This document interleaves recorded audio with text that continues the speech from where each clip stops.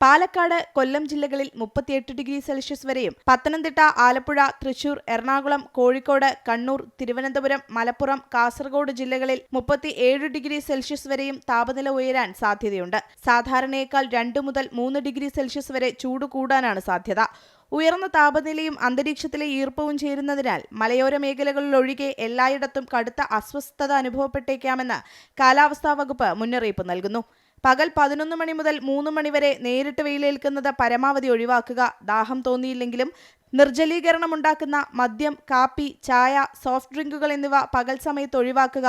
അയഞ്ഞതും ഇളം നിറത്തിലുള്ളതുമായ കോട്ടൺ വസ്ത്രങ്ങൾ ധരിക്കുക. പുറത്തിറങ്ങുമ്പോൾ പാദരക്ഷകളും കുടയോ തൊപ്പിയോ ഉപയോഗിക്കുക എന്നീ നിർദ്ദേശങ്ങൾ കാലാവസ്ഥാ വകുപ്പ് നൽകുന്നുണ്ട്. മാർക്കറ്റുകൾ, മാലിന്യ നിക്ഷേപ കേന്ദ്രങ്ങൾ എന്നിവിടങ്ങളിൽ തീപിടുത്ത സാധ്യത കൂടുതലായതിനാൽ ജാഗ്രത പാലിക്കണം. കാട്ടുതീ പടരാതിരിക്കാൻ വനമേഖലയോട് ചേർന്ന് താമസിക്കുന്നവരും വിനോദസഞ്ചാരികളും പ്രത്യേകം ശ്രദ്ധിക്കണമെന്നും മുന്നറിയിപ്പുണ്ട്. അമൃത ന്യൂസ്, തിരുവനന്തപുരം.